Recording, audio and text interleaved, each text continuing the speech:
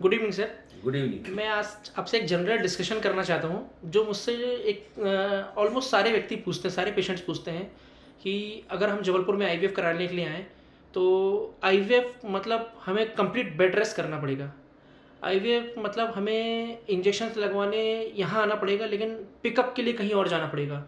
हमें बहुत ज़्यादा रेस्ट करना पड़ेगा। मतलब पिकअप के लिए मतलब मेरे सेंटर से बाहर जाना यस, पड़ेगा। आप सिर्फ यहाँ इंजेक्शन लगाएंगे और पिकअप और सारी प्रोसीजर्स कहीं बाहर होगी। और अगर आप यहाँ पे करेंगे भी तो जो एम्ब्रियोलॉजिस्ट होता है वो बाहर से आएगा। बाहर से आएगा मतलब हमको बहुत सारे लोगों के साथ एक साथ आईवीएफ कराना पड़ेगा। ये एक जनरल क्वेश्चन है जो मुझसे सारे पेशेंट्स पूछते हैं, क्या ऐसा ही आपके यहाँ होता है? अगर आप डबल स्टिमुलेशन कराओगे तो उसमें हमें बहुत सारे दिन रुकना पड़ेगा, हमें बहुत ज़्यादा बेड रेस्ट की ज़रूरत पड़ेगी। अगर हम थोड़ा भी काम करेंगे तो बहुत ज़्यादा प्रॉब्लम हो जाएगी। ये मुझसे लोग पूछते हैं। नमस्कार, मैं देवेंद्र जी, आप जो फ़ोन रिसीव करते हो और आपको जो क्वेश्चंस किए जाते हैं वो एक कॉमन मैन के लिए मैं सोचता हूँ कि कुछ हद तक रेलेवेंट भी हैं। प्रॉब्लम ये हुई है कि आईवीएफ जब चालू हुआ तो आईवीएफ के साथ में जो एम्ब्रियोलॉजी वाला पार्ट है वो उतना डेवलप नहीं हुआ और आईवीएफ सेंटर खुल गए। एम्ब्रियोलॉजिस्ट की कमी हो गई तो लोग एम्ब्रियोलॉजिस्ट के लिए पेशेंट इकट्ठा करके आईवीएफ करने का एक चलन चालू हुआ। उसको बैच आईवीएफ बोला जाता है। हमने जब जबलपुर में ये स्टार्ट किया था 1999-98 में, तो हम एज ए गायनिकोलॉजिस्ट और मेरी wife doctor Rinku Banerjee as a pathologist, she started embryology and I started IVF.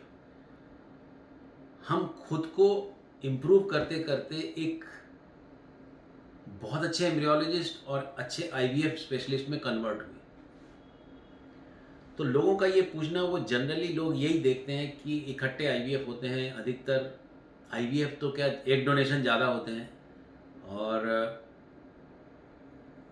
जहाँ पर इंजेक्शन लग रहे हैं हो सकता है कि कहीं पूल करके एक जगह पिकअप के लिए भेजा जाए, जो आप पूछते हो कि यस। कि यहाँ पर पिकअप होगा कि नहीं होगा। तो जो रेगुलर आईवीएफ सेंटर है, एक अच्छा आईवीएफ सेंटर में एक हमेशा इन हाउस एम्ब्रियोलॉजिस्ट रहेगा, तभी वो ब्लास्टोसिस ट्रांसफ़र कर सकते हैं। एक अच्छे आईवीएफ सेंटर में जितने blood test, ultrasound, ovum pickup under one roof होंगे। एक अच्छे आईवीएफ में यदि आपके पास में एम्ब्रियोलॉजिस्ट और वर्क स्टेशन यदि लिमिटेड हैं तो आप एक लिमिटेड नंबर ही लेंगे एक दिन में, क्योंकि आप बहुत ज़्यादा पेशेंट एक दिन में हैंडल नहीं कर सकते। तो फिर एक इम्पॉर्टेंट बात ये होती है कि आईवीएफ में आपको बेड रेस्ट लेना पड़ेगा। जब आप एविडेंस बेस देखोगे तो आपको बेड रेस्ट लेने से कोई फ़ायदा नहीं होता, रादर उसमें कई बार प्रेगनेंसी रेट कम आती है। जो डबल स्टिमुलेशन की आपने बात करी, डबल स्टिमुलेशन करना एक बहुत साहसिक कार्य होता है।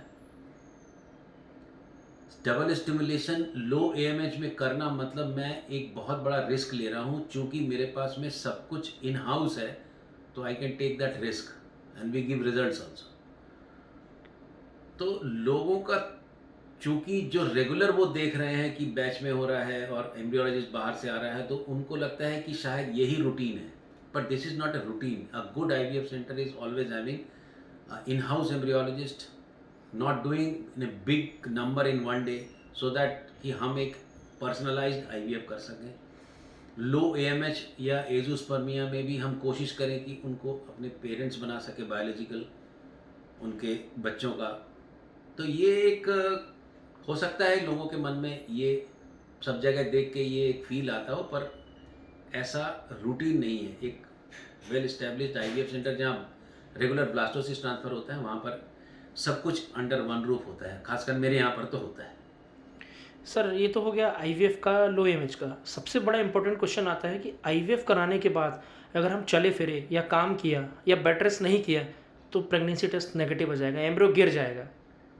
नहीं, ये एविडेंस बेस्ड नहीं है और ये आपको एक सिंपल सी बात है कि जब नेचुरल प्रेगनेंसी होती है तो एम्ब्रियो ट्रांसफ़र जो नेचर करता है तब तो लेडी को पता भी नहीं चलता कि वो प्रेग्नेंट हुई, और जब उसको पता चलता है तब तक तो वो बहुत घर का काम, साइकिल चलाना, स्कूटर चलाना, और जब पीरियड मिस होता है तब पता चलता है कि वो प्रेग्नेंट हुई थी।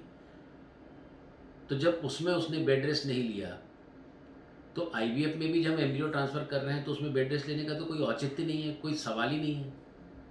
तो यदि आप लॉजिक से जाएंगे तो दीज लॉजिक्स आर, ये जो बातें हैं ये यूजलेस हैं। मैं सीधा अपने पेशेंट से बोलता हूँ कि फेल होने के 1000 बहाने हैं कि आपने ऐसा नहीं किया, वैसा नहीं किया। आईवीएफ में फेलियर हो सकता है, बट ऐसे कारणों को गिना के जिसमें कि कोई एविडेंस नहीं है, I don't do this. I think आपने जो क्वेश्चन किया उसका आंसर आपको मिला होगा। Yes, yes, thank you very much sir. Thank you very much. सुनने के लिए सबको बहुत बहुत धन्यवाद।